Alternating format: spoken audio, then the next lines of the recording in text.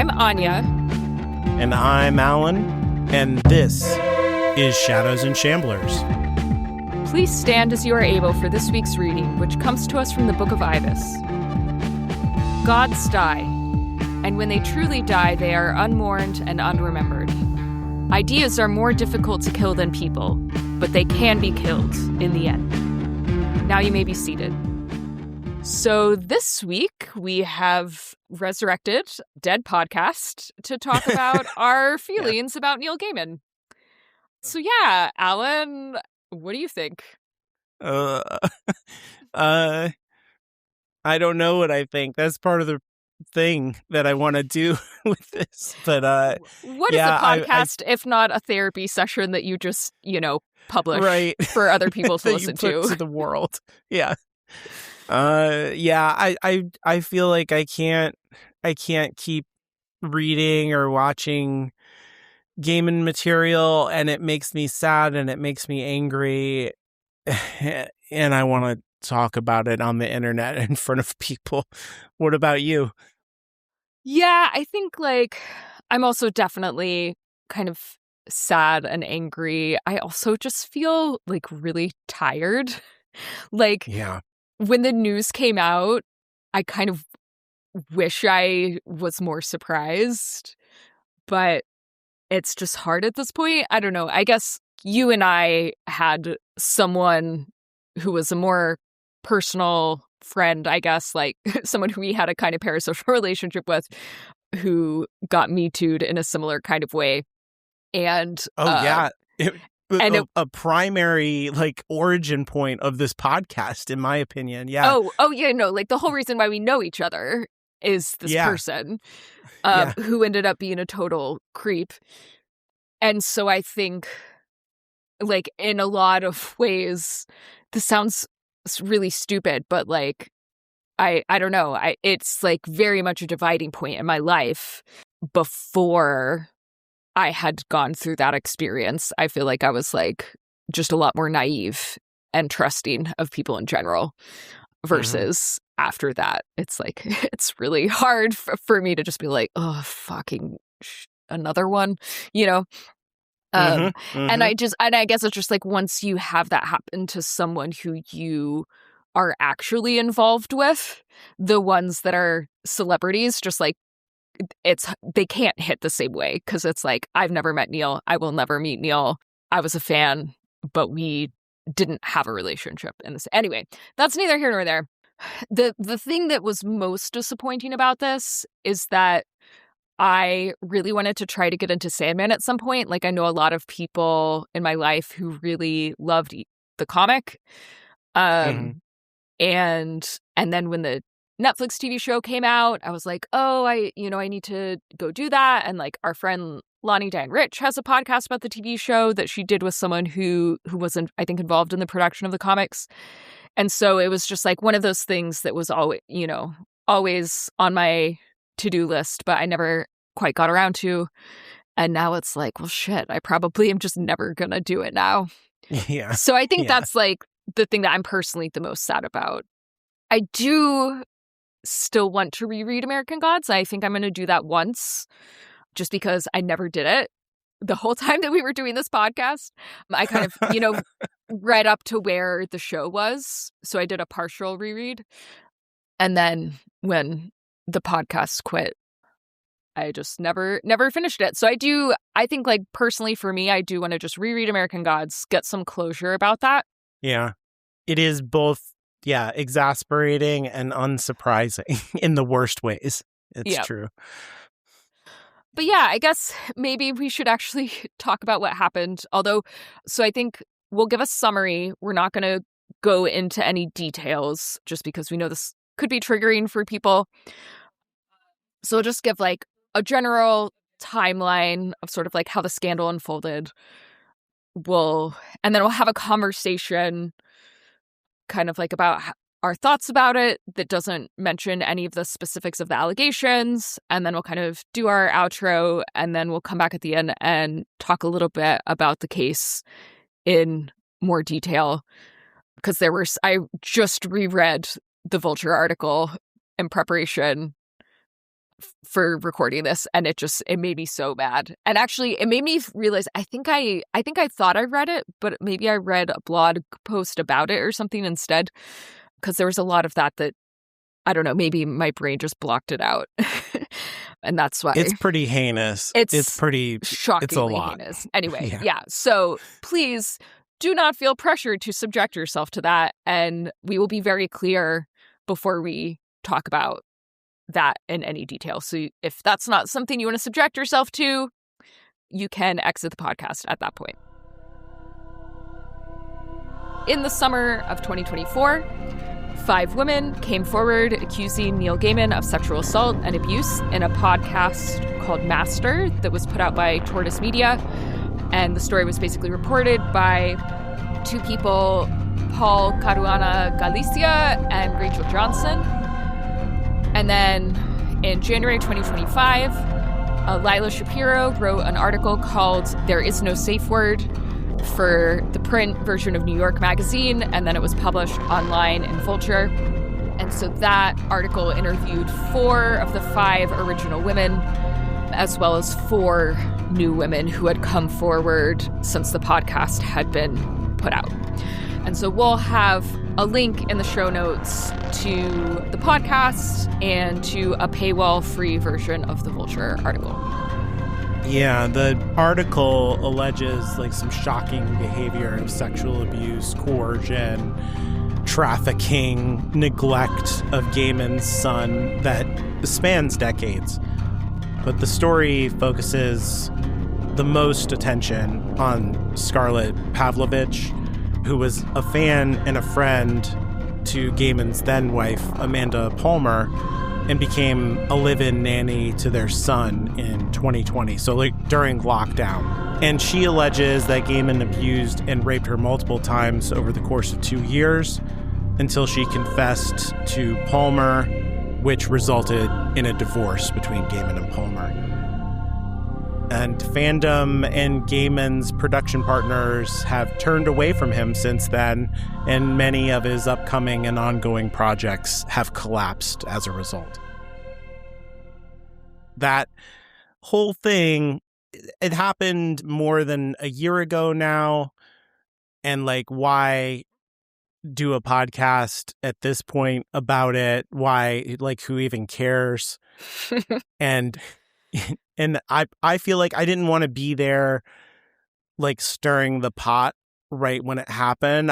I think there's a kind of a gross culture actually around oh, look at the fall of the mighty, and profiting from that whole thing or getting clicks for it. And so I'm not into that, but I think both of us care a lot about social justice. We care, like you said, we were, very close to a kind of Me Too'd situation. And actually, the podcast that we made, Shadows and Shamblers, emerged simultaneously to Me Too, right? And all of that stuff. And I think American Gods as a TV show also experienced various scandals that we weighed in on and were unpopular within, we were unpopular in within the fandom to be hey, this thing with Orlando Jones is fucked up and bad. The way that they treated him and they didn't have him come back after he was basically a de facto showrunner and didn't get paid or credited for that. Yeah. These are things that we care about and that we have opinions on. And so I wanted to air those things. And I think it's important, if you do have a platform, to not be silent, to only talk about things that are comfortable and that give you happiness. There's a place for that. But I think that you have a responsibility also to look at the things that are nasty and need to be dealt with. I definitely agree with that. I also feel I don't know. I use the word closure to talk about it earlier. And I definitely feel this podcast, partly because the show was canceled, just kind of petered out. And so I do feel I don't know, the completionist within me feels I always meant to sort of read the book and go back and talk about the narrative as a whole. And maybe we will still do that after this. I don't want to like commit to anything. But I know my life is so complicated now. But I do, yeah, I think this is like a huge part of the conversation. And yeah, we never really shied apart from talking about, yeah, sort of like how the story fit into the real world and social justice and all that. So I do think it kind of makes sense to revisit it. And it's, you know, maybe this conversation will be cathartic for other people who feel, you know, really disturbed by this and just like want something to sort of like help them process it. Mm-hmm. Yeah, I hope so. That is also a thing that was on my mind. And I don't totally know my reaction or like the appropriateness of it or what, you know, what to do. Having a conversation with you in the past, you know, around American Gods has always helped me to clarify my thoughts and give me a better perspective on things. And I value your perspective so much. And Oh, so I thank know that you. I really do. And so I know that talking to you will help. And so I just want to, you know, have a conversation with you about all this stuff because it is upsetting. It's like really disappointing and disturbing and it sucks. So I don't know. So I guess my approach, you know, to all of this stuff, I hear, you know, with this stuff, there's all kinds of scandals that we've been through, right? Of this type or like with artists who disappoint us. So like J.K. Rowling, Joss Whedon for us, Yeah. people like this. And there's an idea that people put out there.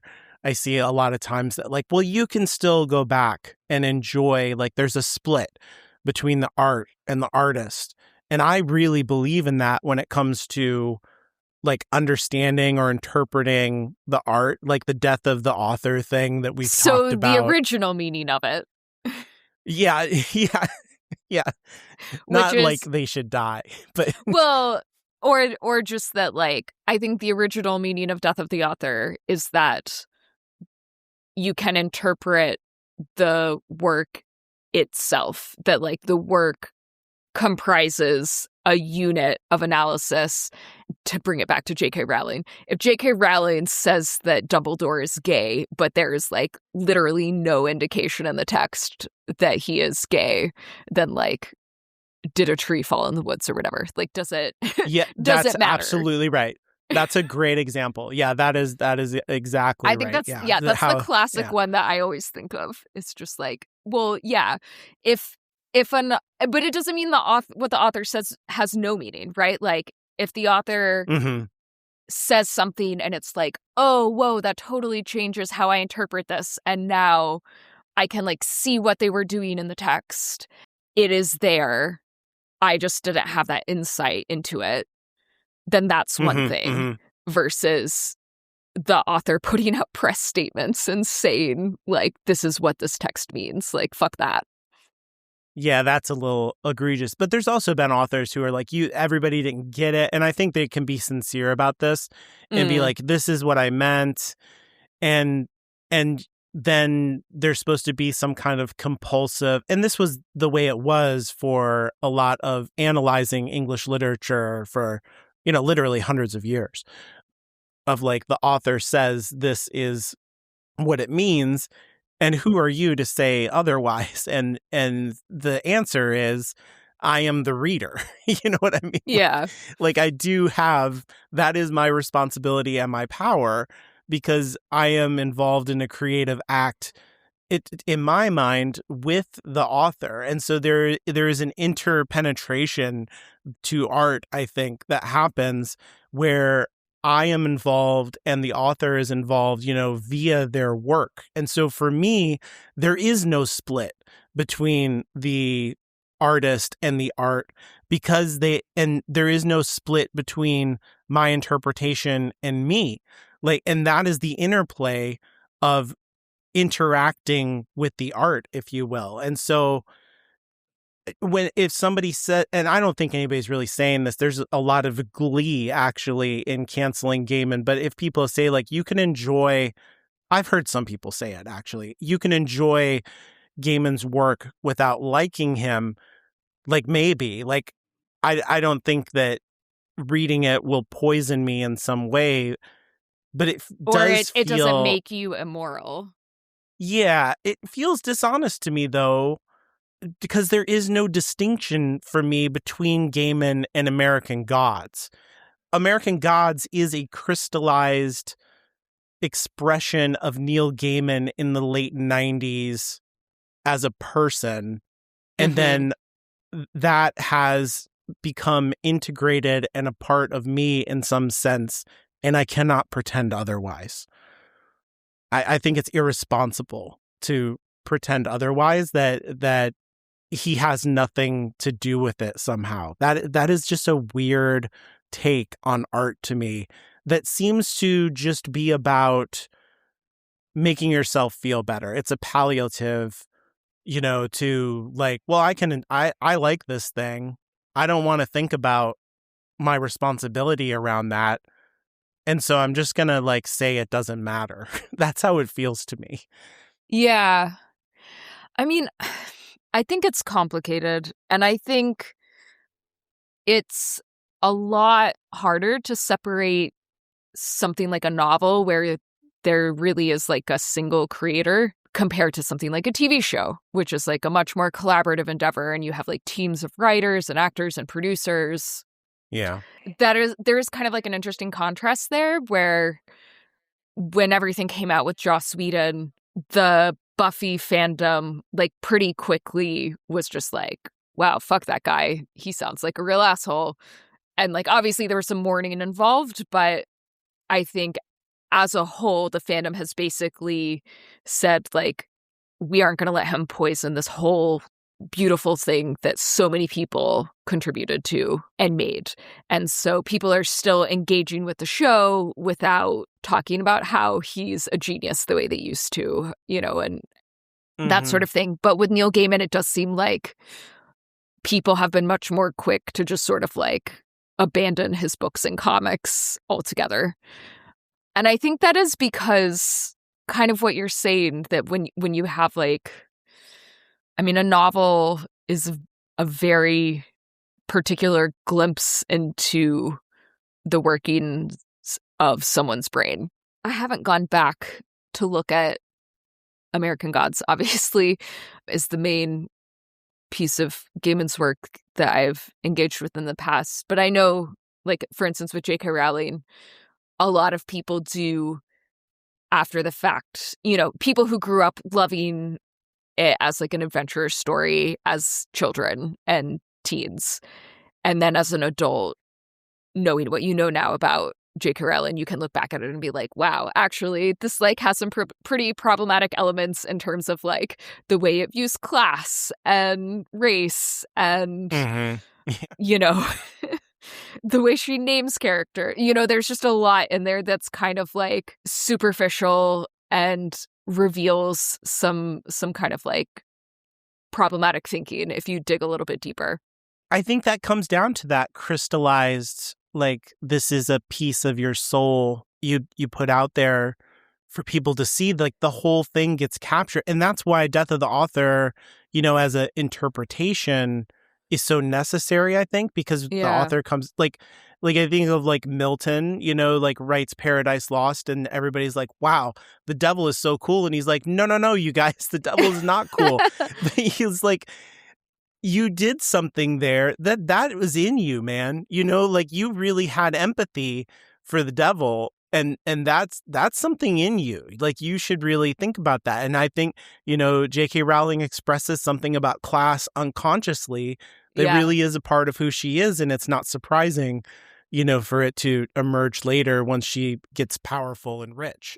Because you don't want to be too prescriptive, right, in general. And you don't want to tell people, like, if you still enjoyed this piece of media that meant a lot to you for whatever reasons at various points in your life, like, you're a bad person. Like that, I like really strongly want to get away from that. but I also Mhm. think there's kind of the prescriptivist approach the other direction of like, well, you shouldn't let the author, knowing that the author is a scumbag, influence the way you see the work at all either. And I guess That's is weird. Yeah, right. that's equally weird. Yeah, I think it makes a lot of sense that you would be unable to enjoy a piece of work knowing that the person who produced it, was like doing these really harmful things to people and clearly just like a scumbag of a human being. Yeah, I think both of those extremes that you're talking about also, and maybe this is part of the issue for me in this aspect of the whole thing, kind of eschew personal responsibility. Like on the one hand, it seems like people, what they want is to have some kind of perfectly unproblematic, comforting, completely morally crystalline object of art from a totally pure, like perfect person from a perfect artist on the one hand, and which is just all of that is just irresponsible. Like Yeah. that, like when do you enter into like you have no responsibility then to like interpret or make judgment or anything. And then on the other hand, the thing that you're saying is like I have no responsibility to care about this is like his personal business. He did it. It has nothing to do with me. This person's political views don't matter. It's just how entertaining is the work, as a commercial product. What does it do? Hmm. Its job or not for me also seems really irresponsible and to misunderstand the cultural importance of art. And there's something in the middle like Yeah. so many things that is the place in the middle, and it's a really uncomfortable place. And so when this kind of heinous stuff comes out, I'm like, what is my responsibility now? Like, and the bad feeling that I have, thinking about coming back to this book that I've literally read almost every year since it came out and made a podcast about and has influenced my life. Like when these allegations came out, I didn't read it that year, which doesn't seem like a big thing, to in the scheme of things, but like Hmm. it was so painful and gross and made me feel so bad that I was like, I can't even look at this thing right now. And so, yeah, I just don't know. That middle space is really uncomfortable, really difficult.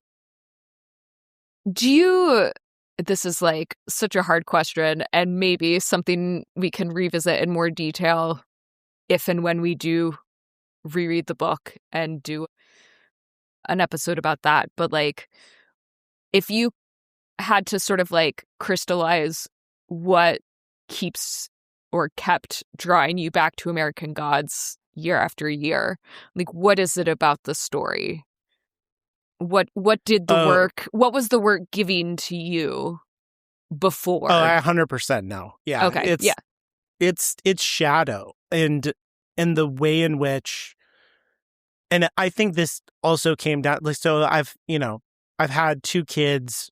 One of my kids is autistic, like diagnosed, all this stuff, which led to like the rest of the family, like we should all get tested and we should all learn more about autism.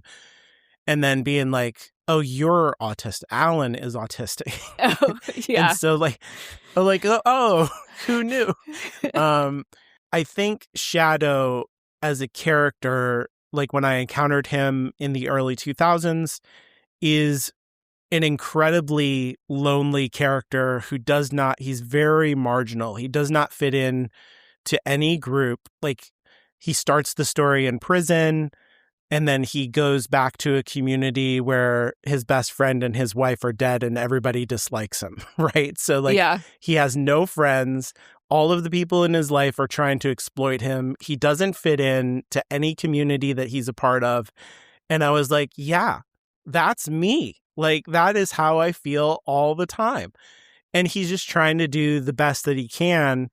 And by the end of the story, he kind of like figures it out and learns how to, be an authentic person. And there's also a kind of spiritualism Mm-hmm. underneath the whole thing that is very generous and open and about reimagining yourself and kind of rewriting who you are, that gives me hope. That I think for a long time, the personal project of like spirituality for me was a determined effort to not be who I am and to Mm-hmm. somehow become normal and a different person. And American Gods felt like it was about that. And I don't think that that's healthy or good anymore, but I appreciate like reading it and contemplating the journey, I guess, now. So one of the things that the article does, in addition to interviewing Gaiman's victims, is it does actually delve into his childhood. I didn't realize this, but apparently Gaiman's parents were like pretty high up in Scientology, and they abused him the way that Scientology tends to abuse children. I don't know. I was just thinking as you were saying that, I wonder if part of him writing American Gods was like inspirational for himself. Like, did he see part of himself in shadow? And was he, kind of like writing this transformation that he himself was not actually able to do in life? Like, he clearly was not able to break the cycle of abuse and like move beyond that. And I'm not saying that like being abused as a child excuses doing heinous things as an adult. Like, the opposite. Obviously it is like a pattern that does happen, and so it's the responsibility is yours to sort of like break that cycle of abuse. Yeah. It's definitely a theme in his work too. Like in Sandman, so many of the villains are abusers and manipulators, and the Mhm. same thing in some of his other novels as well. And I think American Gods has a huge theme of manipulation, Mhm. and like child neglect is actually a really big part of the story once you get the full picture. And so, yeah, they're definitely things that are inside Gaiman that are coming out in the way that, I talked about it being a Mhm. crystallized part of yourself. And like maybe a better person could have written a book like American Gods and but also like gone to therapy and and Yeah. figured out how to treat other people like human beings. Yeah. So there's like this idea that the reason that Gaiman is useful to his publishers and his producers, like his TV producers, movie producers, and things like that, is because he had such a fucked up life. And then the palliative that he took for that, instead of therapy, personal growth, healthy relationships, was delving into books, comic books, mythology, literature, and then writing that. So like that was his escape and coping His, mechanism. yes, his coping mechanism and his escape in a very powerful way that I think is part of the response to him is so powerful, is because he is a fan. He genuinely like loves this stuff. Yeah. And from that love, he creates exceptionally good versions of it. They're like, it is really top notch, like literature quality comic books, And like pretty good novels, his sense of really good movies and metaphor stuff. Yeah. is incredible. Yeah. It's Like great. Yeah. and that His, yeah. I guess that is, we sort of hinted at this before, but like part of what I find irritating is, when something happens to someone like J.K. Rowling, will be like, oh, well, those books are terrible and I never liked them anyway. Or, or like, they were never good. Yeah. And it's like, okay, but like sometimes really shitty people do make really good things, you know? And it's sort of like, I think I think there's, it's almost necessary, actually, with the system that we have, that you be a very unbalanced person. Like you put all, instead of like a normal, healthy person, I think, goes out and like does sports with other people or like, you know, makes pottery or whatever the fuck normal people. I don't know what normal people do. You know, like they go on dates and have relationships and they don't fucking sit in a house and write mountains of books and draw fucking comic books and make collages and you know what I mean? Like I think of it almost, and this is a weird way to think of it, but it is how I think of it. I think of it almost like, you know, D&D, like role-playing games or whatever. Mhm. Like you're putting all your points into the artist category and I you're see. very unbalanced. You know what I mean? Like Yeah. you're leveling up one thing and then everybody's like, I can't believe what a heinous monster person that has no boundaries this person is. But we as a society rewarded him for being really good at this one thing and not being good at other things. And that made him a useful tool to capitalists who profited from his work. You know, like capital is interested in people who are unbalanced because they are really much, much better than other people at whatever the thing is that they're good at Yeah. because they're unbalanced. And so the whole system is set up to reward this kind of thing. And so that is like what you were saying, just kind of like triggered that. I mean, like why this American Gods could be written by a more healthy, balanced person who went to therapy. I think it would be I don't believe in like objectively good or objectively bad writing. I think that's a bad way to think about things, but I think it would be a more boring book. Interesting. Yeah. Because that unless it was like a person who was much older and had much more life experience and was more thoughtful, like a 30-something Neil Gaiman having the capacity to write American Gods the way that he did is because he's fucked up and didn't grow. Yeah. Is kind of the claim that I'm making. Yeah, I don't know about that. I do think that it's true that capitalism doesn't care.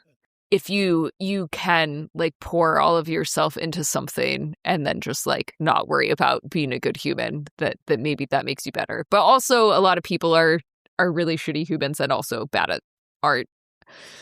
I mean, it's not a guarantee. It's not quite like D&D where you can like, yeah, that's true. Always allocate your points successfully. Yeah, it was making me think a little bit about academia, right? Because we kind of have a similar thing where like a lot of and to me, in academia, it's actually worse, right? Because a lot of times the people who do succeed directly because they're exploiting the people working underneath them in their labs. I mean, not that the people at the top are also grinding an insane amounts. I think some of them are, some of them aren't. But yeah, it's like if you tell your postdocs they have to be in the lab, 60 hours a week and work weekends and blah, blah, blah, and all of that, the university just rewards them because they publish a lot of papers. But I think they also use that, if you look a level higher where the university president or whatever is like, and then I give myself a raise. Like they don't give the professor a raise and they certainly don't allocate more, for the grad students and stuff necessarily. They often do. Most professors don't make that much money, but there are a handful of very highly compensated. Well, not on the same scale as like bankers or whatever, but there can be quite a pay disparity.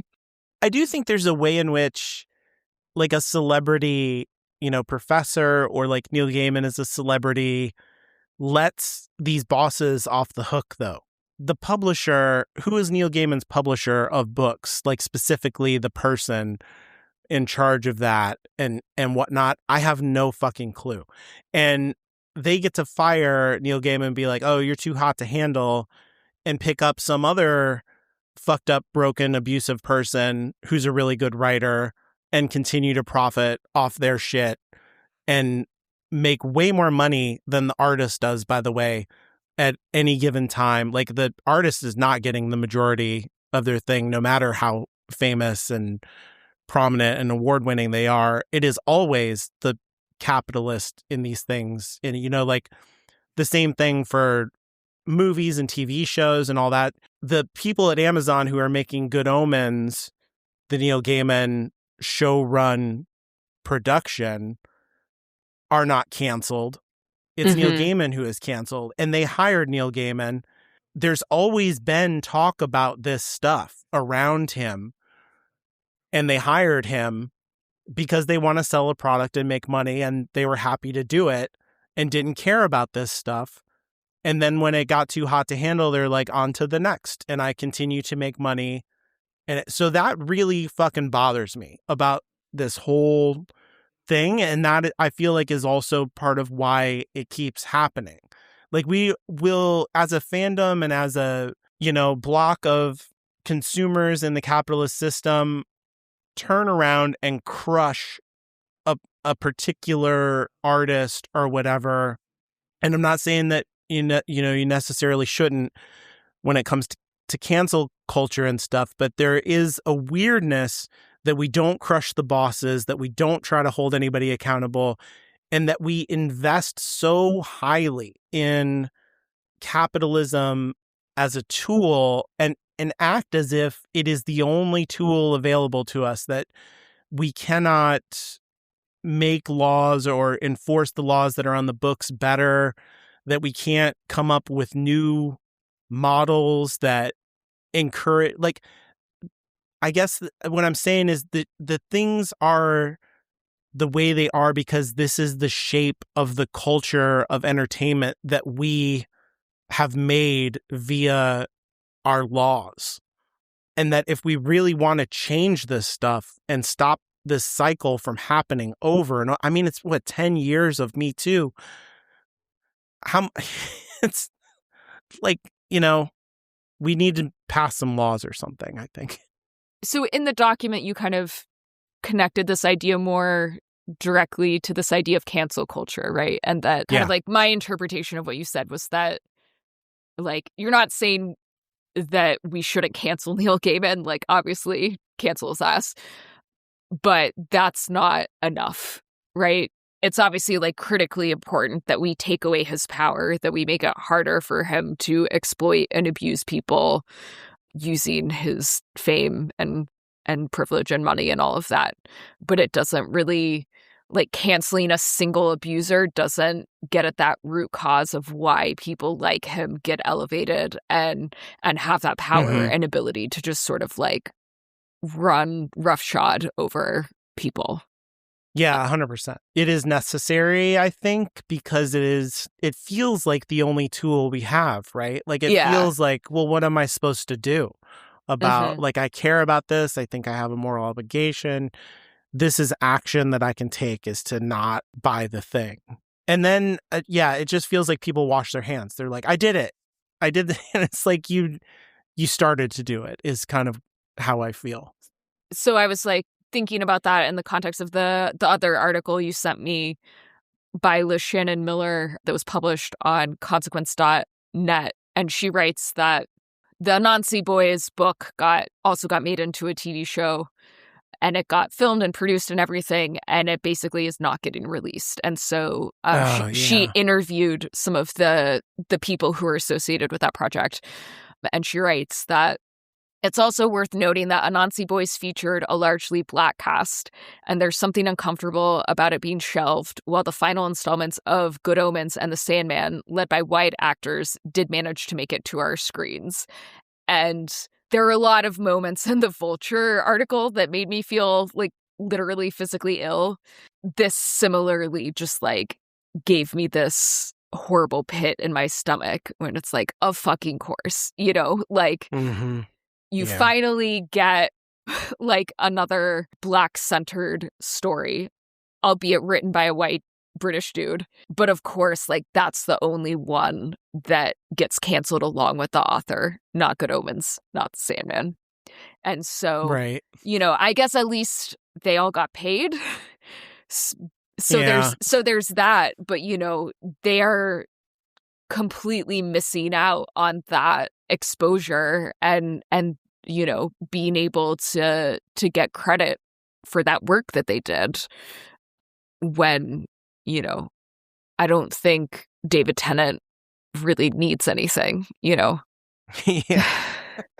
He's doing fine. And it just seems so ridiculous that, like, okay, well, if you're gonna go ahead and put out an abridged version of Good Omens season 3 and just do the Sandman, like, why not just release probably honestly the best thing that he's made, I say that not having actually read Anansi Boys, but it does seem like it's genuinely, like, people really like it, and it's a really good vehicle for a lot of people who might not necessarily get cast in other things for, the fact that the entertainment industry is pretty racist. So my one line take on Anansi Boys is it is the comedy version of American Gods. Like, it is the more fun version. It is the same story with fun instead of darkness. Yeah. Yeah. Which sounds great. Maybe I'll get around to reading it. We'll see. Yeah, so I think the most disappointing thing for me, or like the emotional gut punch of this thing to me, is exactly the kind of stuff that you're talking about here with Anansi Boys, that the most marginalized people in entertainment get their opportunity pulled out from under them after they've done all the work, after they have, not been in other things because they were in this thing. And then they're like, hey, you don't get to have your thing. Your moment in the sun will never happen. Yeah. In a way, that is what Gaiman's work is about.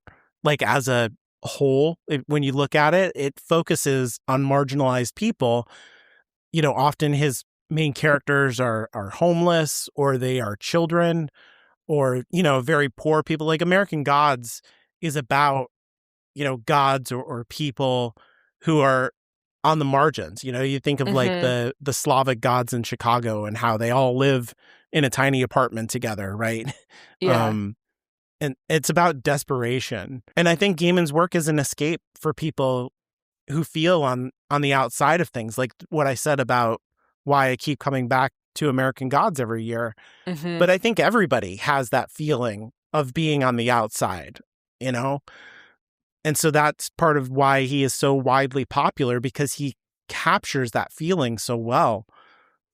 But then these allegations, are from a homeless woman that comes from a life of neglect and abuse. And when she is in his complete power, he does that to her. And so I don't know, man. It's like the creator of Star Trek is, all about, world peace and world cooperation through science. And if it came out that he was like a huge racist and an anti-scientist, you'd be like, wow, what if, what a fucking turn. Yeah. It just feels like the exact negative image of, like what your work is all about in a way that is just really just hits you in the gut. Yeah. And that's like kind of another thing that the Consequence article pointed out, is that, like, in order to be a good writer, and particularly one like tackling the type of stuff that Gaiman does, you have to have a lot of empathy, and his books do seem to have a lot of empathy.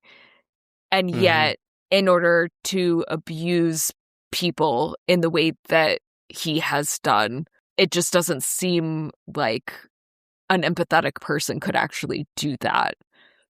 So it's, some sort of like selectiveness, or like being able to turn it off and on, or just, I don't know, maybe just like a completely, I was going to say a completely self-centered version of empathy, where it's like you can project your own, I mean, it sounds like a contradiction, but it's like you can project your own pain and feelings onto fictional characters, and yet you still don't see the real life people around you as people, maybe. I don't know. Like, I think you just like gave the clinical definition of narcissism. You know what I mean? yeah.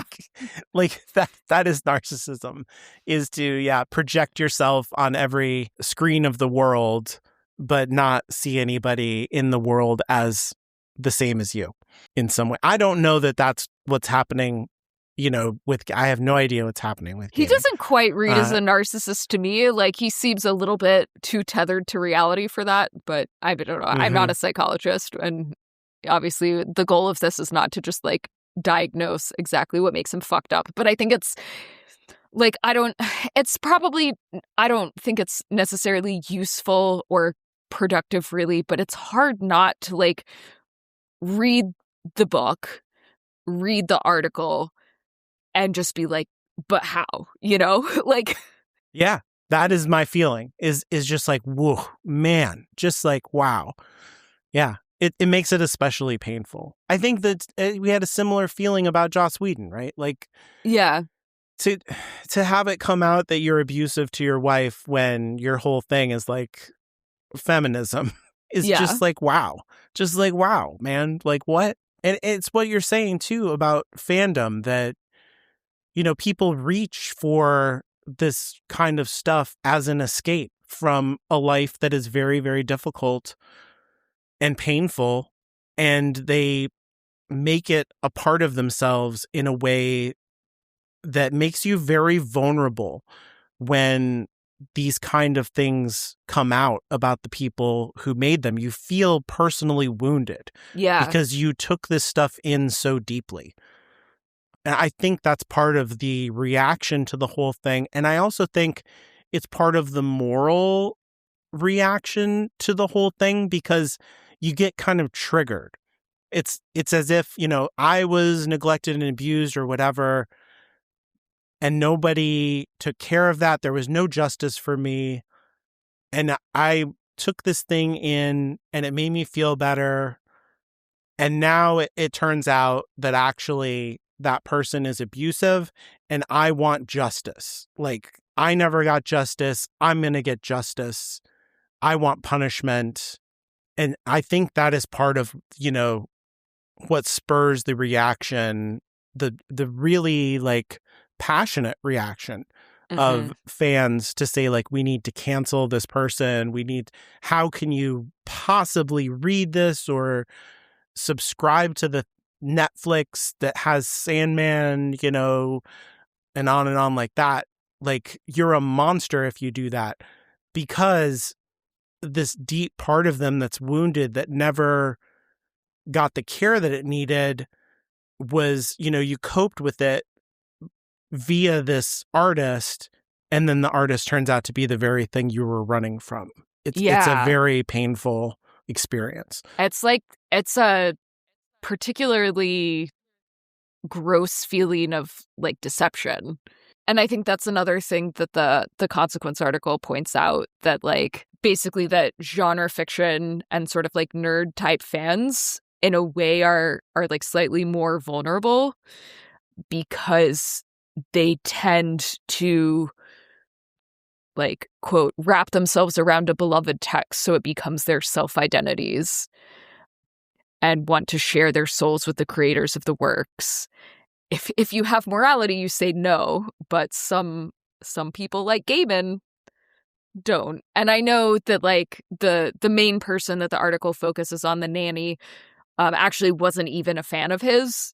She was vulnerable for other reasons, and just like happened to fall into his, or well, I say happen, was brought into his orbit specifically to take care of his child by Amanda Palmer.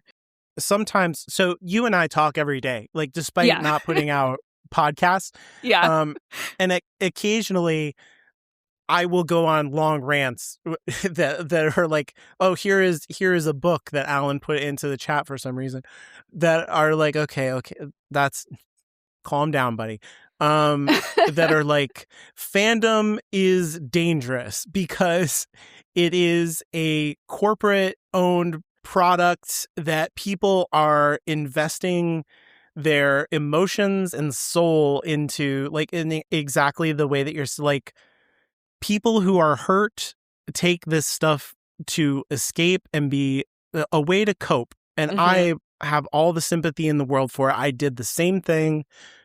It is so dangerous, and it is becoming so much more dangerous, I think, as these corporations consolidate and become bigger and bigger, because you are just giving your heart to people who are legally required to only care about profit.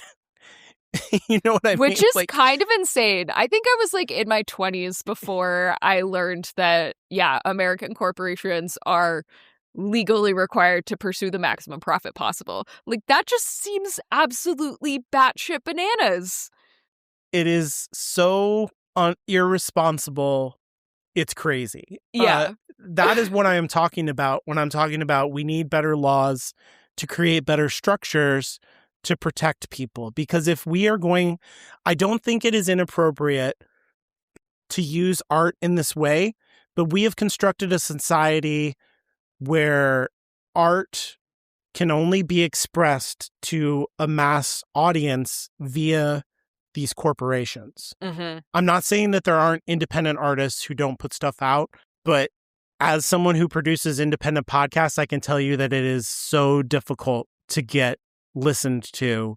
Oh, yeah. If you don't have a corporation behind you, right? So I just think fandom is intrinsically dangerous in a way that we do not talk about. Like, we talk about these dangerous predators who come up and we cancel them appropriately, but we do not talk about the way in which the very structure of it is a dangerous place to put very vulnerable people. Unless you are in the DMs with me and Anya, where I talk about this endlessly. Yeah. But yeah, that's something I think about a lot. And yeah, I think it's a structural problem that I just think that Gen Xers, which I am, and millennials, which you are, bought into the government's fucking broken, man. And that I come to realize the older that I get is such a corporate message. We gave them the keys to the kingdom, man. That is the way to rein them in, actually. Is like government was never as broken as we thought it was. It was the way to make things better, actually. And I think we got to take it back. It's really the only way to protect people. Regulate capitalism. Regulate capitalism, and you can make capitalism better. You actually can. Like, people are like, capitalism is terrible. Unregulated capitalism is terrible. That is what you mean when you say that. Unregulated anything is terrible, actually. Regulations are okay. I'm trying to think. I feel like should art be regulated? Maybe art's the exception to the rule. You regulate it yourself in that middle ground where you have responsibility. Yeah. Okay. And I guess before we fake sign off, and then keep talking about even more horrible things. So we usually end these episodes with talking about our least favorite and our favorite part. And I think that doesn't quite make sense for this episode. So I'm going to talk about, like, what are the things that we've been loving since we last podcasted about American Gods. And specifically for me, like, the thing that I've been enjoying a lot lately, I think in a way speaks to this sort of like relationship between art and capitalism, and like exploited capitalism versus like a more functional caring capitalism. And that is Dropout TV, which is basically, some of you may know about this, but if you don't, basically it's a company that was formed by a bunch of college humor alumni. It's run by Sam Reich. So it's not scripted TV. It's all like sort of game shows, improv comedy. They have some like D&D related stuff. It's a streaming only service, and they actually pay their talent really well. They pay for auditions. They pay their talent That's really cool. well, and they do profit sharing. So, and actually, Crazy. yeah. So Sam Reich, the like creator producer who's in charge of the whole company, his dad is actually Robert Reich, who was the Secretary of Labor under Bill Clinton, and is like, you know, very leftist within the political establishment in terms of like, you know, trying to regulate and make a more healthy capitalism. So if you're looking for some entertainment that you can feel ethically good about, I would recommend checking out Dropout TV. I think, you know, it's like pretty cheap, certainly less than Netflix now, and you can feel really good about where your money is going. Yeah. That's good. Yeah. Is there anything Better else? Structure. Is there anything that you want to like promote? So a creator that I've recently started following who's like a indie author, she has like a YouTube page. I'll drop a link in the show notes and some other stuff that she's doing. Her author name is L.N. Loch or Loche, like L-O-C-H. I think on YouTube she's fictionesque, and she's just like trying to live a very authentic artist life, and she talks about that, how difficult it is, but also how rewarding and meaningful it is. And she's had one published novel. She's run into a lot of pushback with a second published novel, and so she decided that this year she's going to go indie, and I'm looking forward to when that book drops. Is this the one you were talking about where it's about like manosphere kind of stuff, but like it was so radioactive none of the traditional publishers were willing to touch it? And she was like, they were like, no. She was like, no, you don't understand. It's like it's not pro this. It's just exploring it in an interesting way. And they're like, no, too dangerous. Yeah, representation does not mean I condone the thing, right? Yeah. And so, yeah, her concept, it's called Faustus, you know, just like the German Dr. Faust story, the legend. Yeah, Dr. Faustus. And so the idea is that this guy sells his soul to a coven of like feminist extremist witches who are like into male extermination.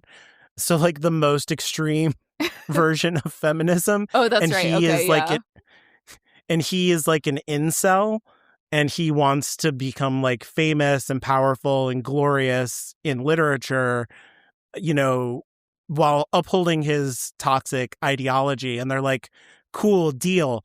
We will make that happen for you. But in exchange, we get to kill you and torture your soul for all of eternity. And he's like, deal. And I don't know, like, to me, that sounds really interesting. And it sounds like she's really interested in exploring a thing that she is feeling and yeah, contemplating it. And it's just the kind of art that I'm interested in looking at in a person who seems to really be trying to authentically grapple with life and art and culture and all of those things in a healthy way, like what we're talking about, who is unattractive to traditional publishing because the structure of things is bad right now. So I would say check out her stuff and maybe buy her book when it drops. Or don't, whatever your conscience tells you, I guess. If you've gotten to this point in the podcast, if you have thoughts, if you'd like to share them with us, please send us something. You can hit us up at contact@hologrammedia.com with an email. Let us know what you think. Let us know how you're feeling about this. I am interested. Or if you want to share about what American Gods meant to you, how you've been dealing with the Gaiman revelations, let us know. Okay, so, and if you don't want to hear us yelling about the actual terrible things he did, now would be a good time to leave. In the words of a friend of the nanny he abused, things that are fucked up in ways that defy comprehension.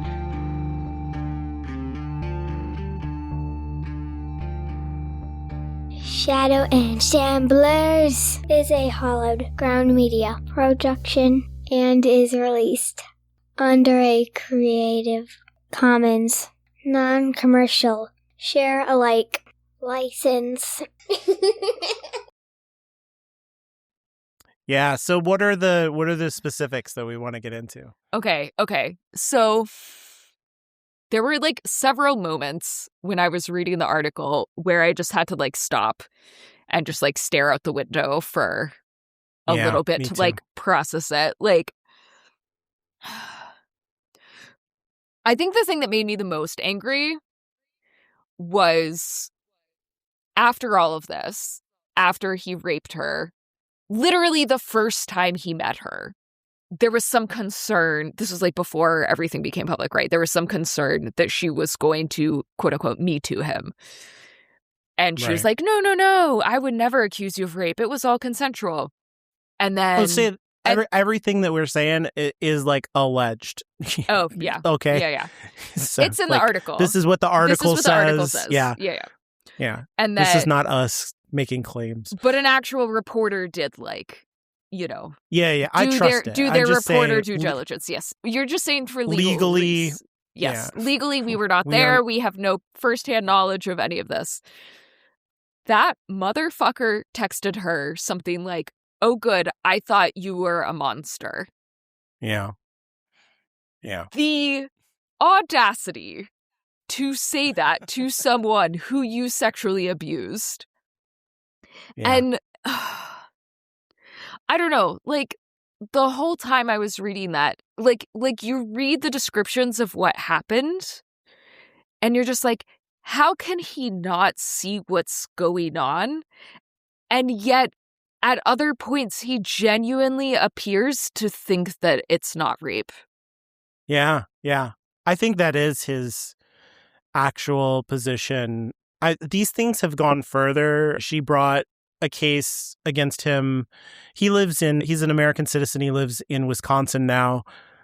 And, he has dual citizenship, I believe, in England and America. And so she tried to make a criminal and civil case against him in New Zealand, but he doesn't live there anymore. Yeah, and he's not a citizen. He just refuses. Yeah, he refuses to like engage with that whole thing. And so she brought both cases, civil and criminal, against him in Wisconsin. And that whole thing was thrown out because they're like, this is not our jurisdiction. They're like, none of this had anything to do with America.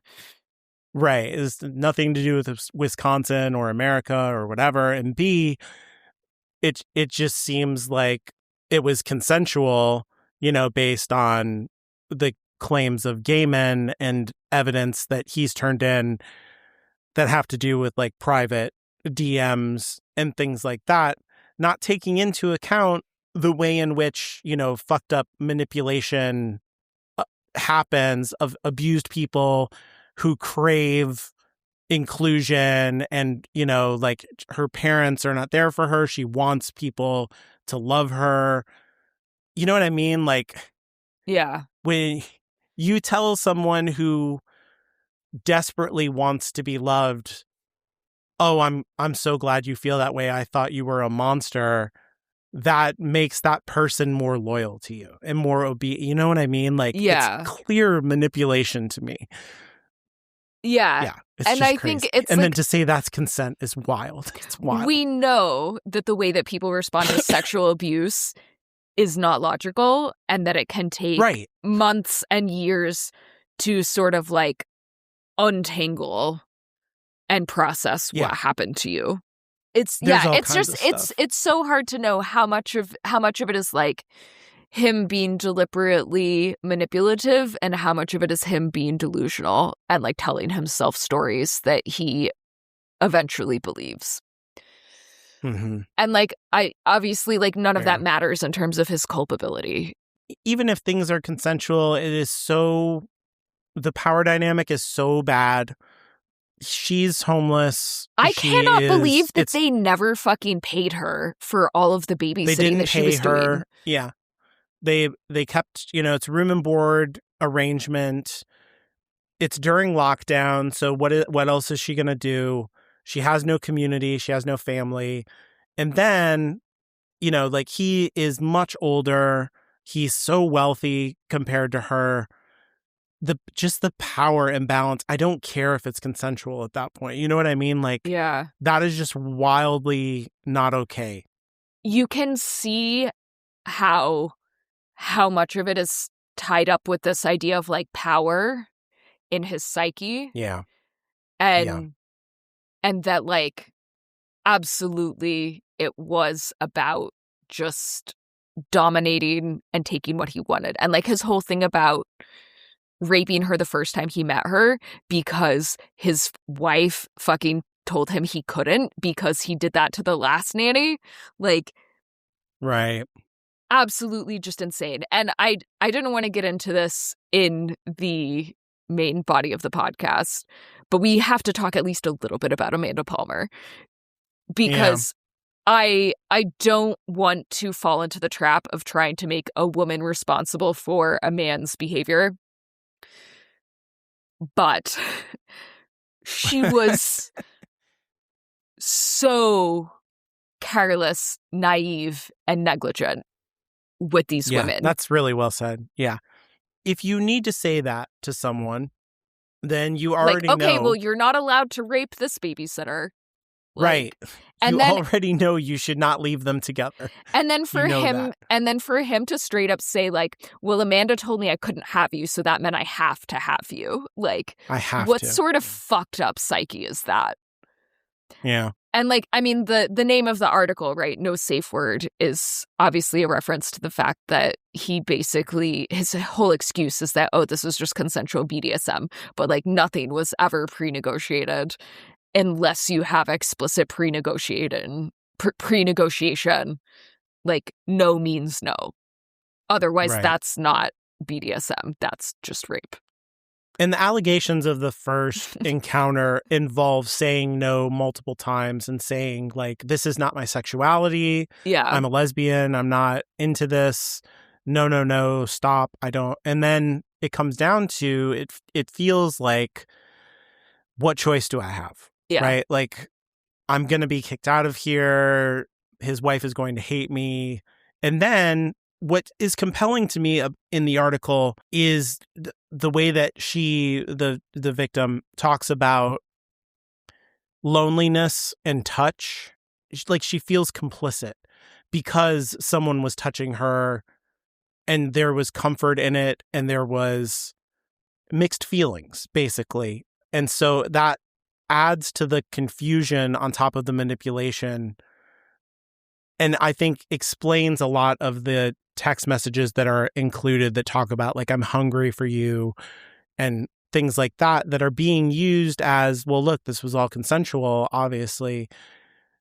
But to me, they are an expression of someone coming from neglect and abuse who is just trying to satisfy normal human needs. Yeah. And I guess that's kind of like the closest I think that you can get to squaring that circle, right? Is that he forces himself on someone who doesn't want it and then kind of manipulates them a little bit deliberately and a little bit just by the situation. And also, like, the fact that, you know, our psychology tries to deal with these situations when you're forced to do something you don't want to do by dissociating and by justifying it and making it seem like it's not that bad. Right. And then uses the fact that they are confused about what happened to basically justify it after the fact and say, oh, well, because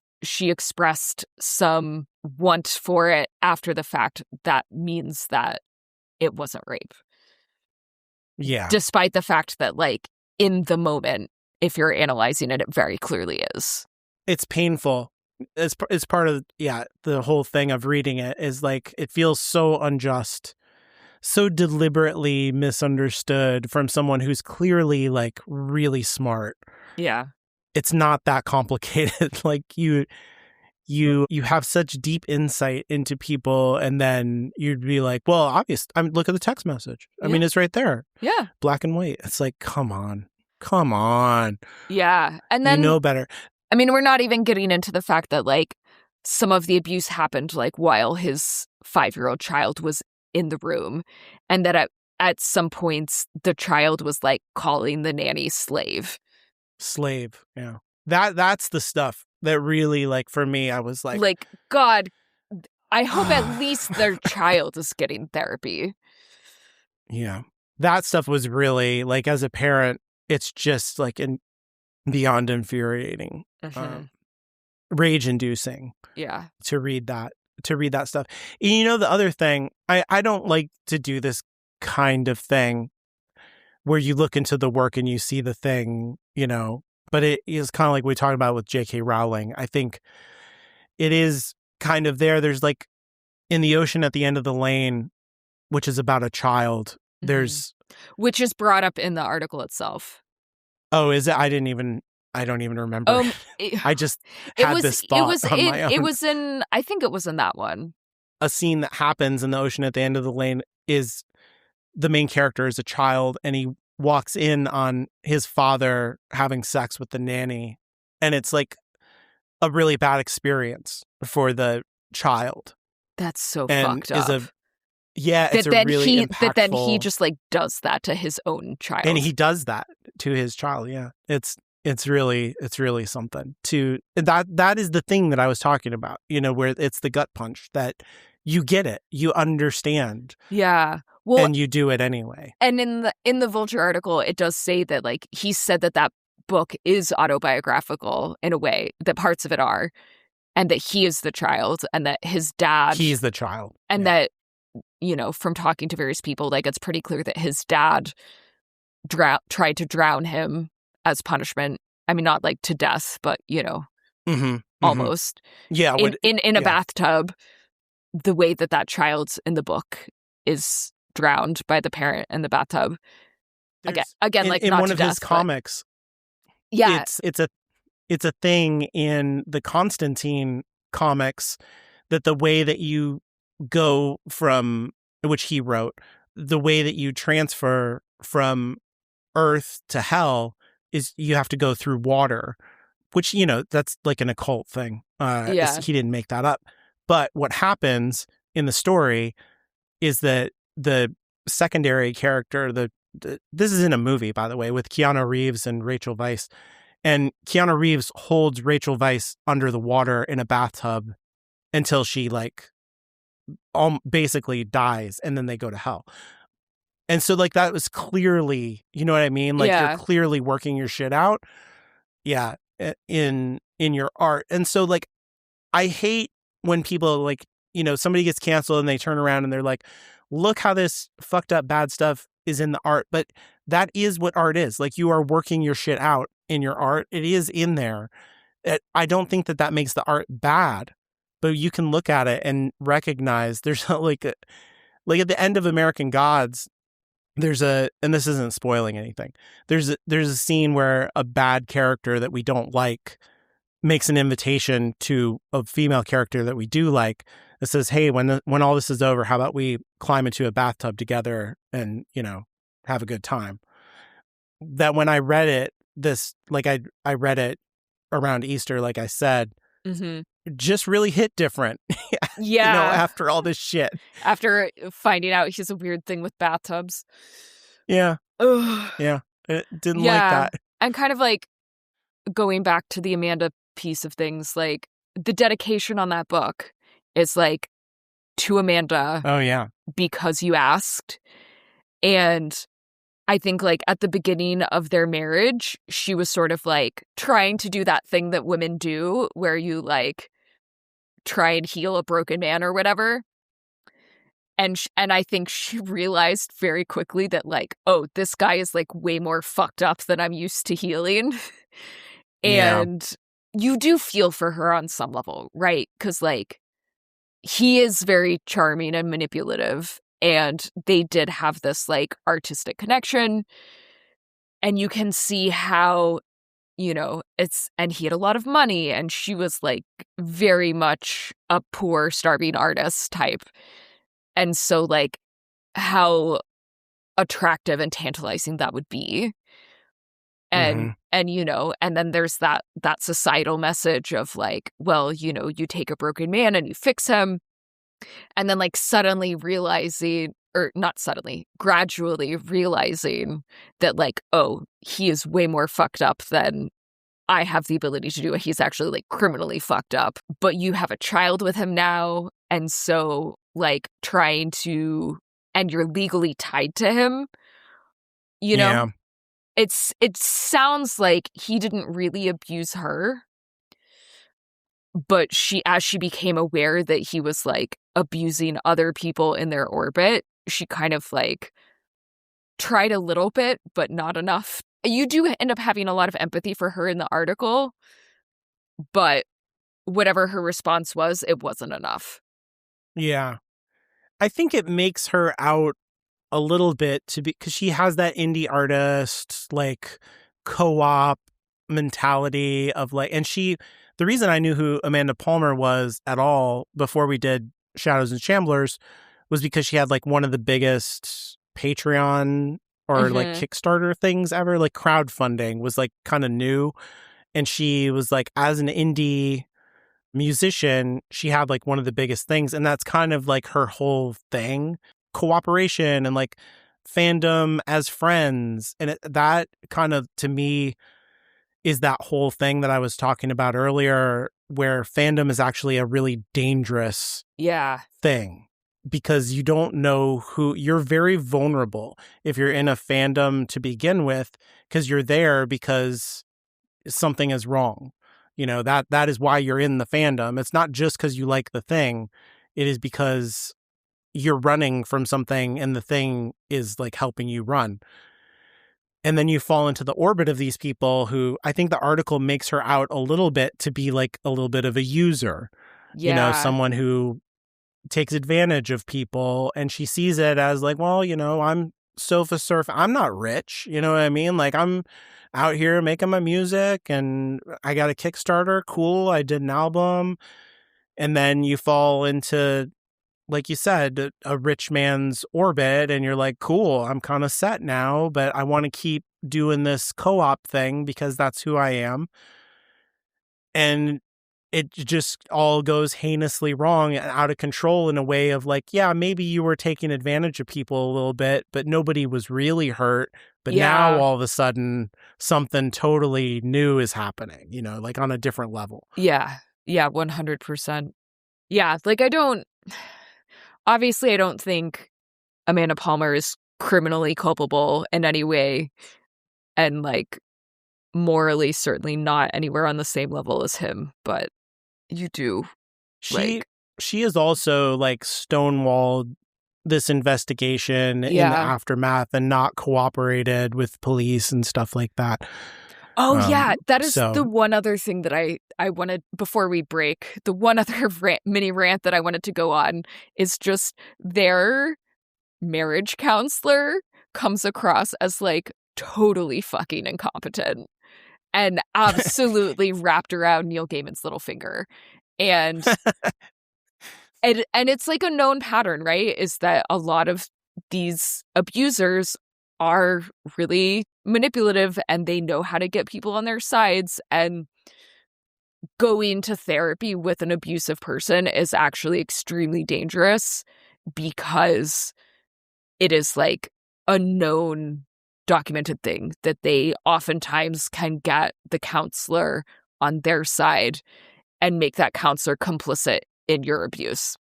Yeah, appeal to authority that, Gaslighting is so much harder to escape from when it's coming from an authority figure, like you say, and from multiple people, not just the main perpetrator. Yeah, I forgot about that part.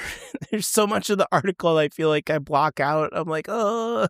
Yeah. I've reread it a couple of times to get ready for this, and it's still like, oh, it's so... Ugh. It's a really good piece of journalism.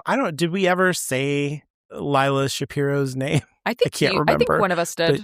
Whoever... Okay. I think I did. I think it was in my paragraph.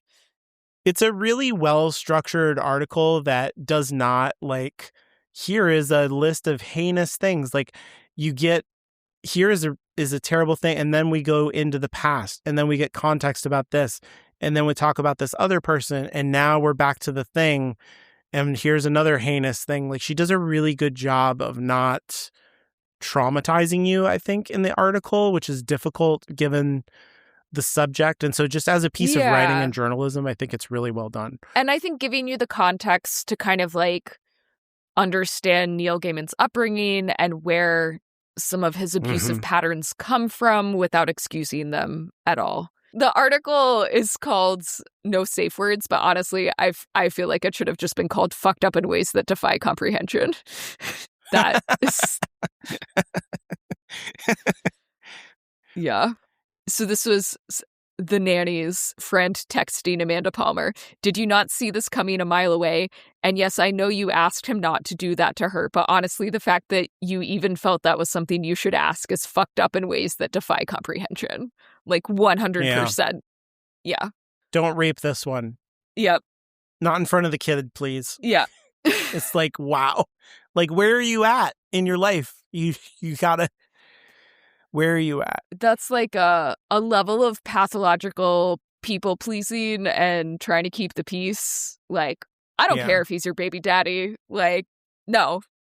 Yeah.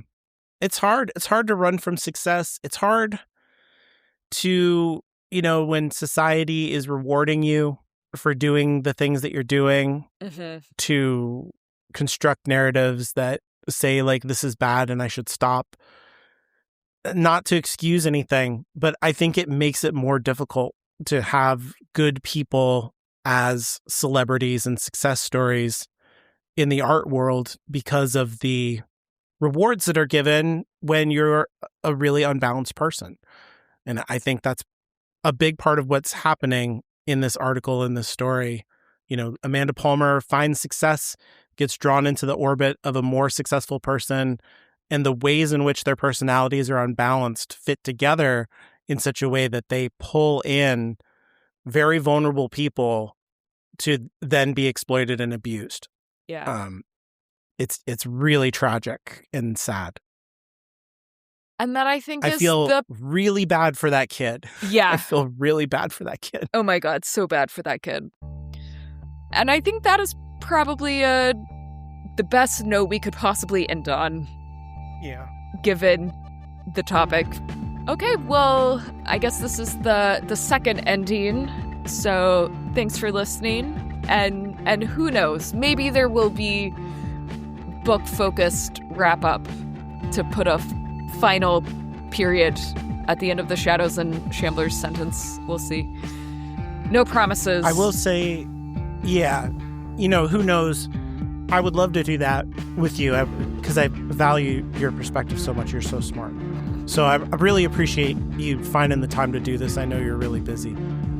But I do plan to throw into the feed. I've been doing another project this year where every time I read a book, I put down my thoughts about it. Sometimes those thoughts are 10 minutes long, and sometimes I read American Gods and I talk by myself for 2 hours. Oh my God. That will be in the feed. It is basically a beat for beat breakdown of the entire book and all my thoughts on it. Oh, interesting. So if you're interested in that kind of thing, so it sounds like if I do reread the book, I should listen to the I Read journal podcast before we talk together.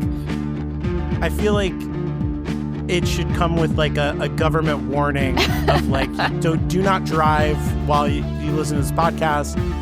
Don't operate heavy machinery. Who knows? I think it could fatally put you to sleep. But okay. It will be in the feed. So do with it what you will. Okay. Well, yeah. And if for whatever reason you are listening to this, feel free to check out our other podcasts, www.hallowedgroundmedia.org.